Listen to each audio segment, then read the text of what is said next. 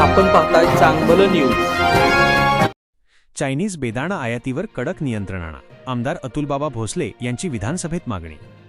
अफगाणिस्तान मार्गे भारतात येणाऱ्या स्वस्त चायनीज बेदाण्यामुळे राज्यातील द्राक्ष उत्पादक शेतकरी अडचणीत आले आहेत। विधानसभेत बोलताना आमदार डॉक्टर अतुलबाबा भोसले यांनी या आयातीवर कडक नियंत्रण आणण्याची मागणी केली।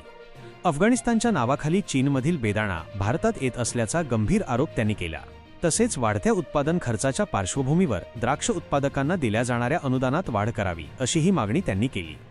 यावर फलोत्पादन मंत्री भरतशेठ गोगावले यांनी केंद्र सरकारशी चर्चा करून योग्य ती कारवाई करू अशी ग्वाही दिली आहे। अध्यक्ष महोदय, माझ्या जिल्ह्यामध्ये 2025-26 मध्ये द्राक्ष पिकाच्या खाली येणारे क्षेत्र हे साधारण 504 हेक्टर इतके आहे।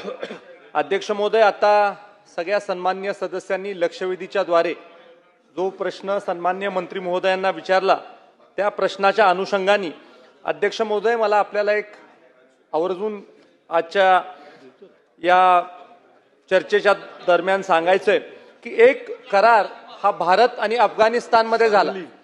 हा करार साफ्टा नावाचा करार झाला, south Asian free trade agreement.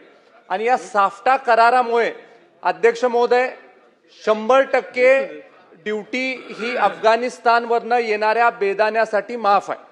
आता हे साफ्टा एग्रीमेंट झाल्यामुळे अफगाणिस्तानवरनं येणारा बेदाणा हा भारतामध्ये बिन ड्यूटीचा येतो। हे काही लोकांना लक्षात आल्यामुळे चायनावरनं मोठ्या प्रमाणावर बेदाणा हा अफगाणिस्तानमध्ये जातो आणि चायनीज बेदाणा अफगाणिस्तानद्वारे भारतामध्ये येतो। आणि त्यामुळे खऱ्या अर्थानं सीमा शुल्क विभागाच्या माध्यमातून जी कारवाई करायची आहे त्याच्यामध्ये कडक कारवाई ही ह्या माध्यमातून आपल्याला करणं गरजेचं आहे, जेणेकरून हा जो चायनीज बेदाणा कमी दराचा भारतामध्ये अफगाणिस्तानद्वारे येतो हा आपल्याला थांबवता येईल। अध्यक्ष महोदय, कृषी विभागाच्या माध्यमातून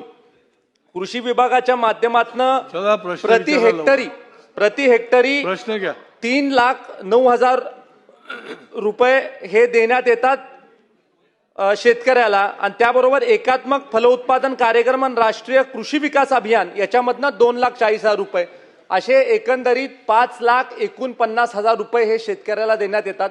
माझा प्रश्न असा आहे की हे अनुदान जे देण्यात येतं ह्या अनुदानामध्ये वाढ परिस्थिती बघून आपण काय करणार आहोत की नाही?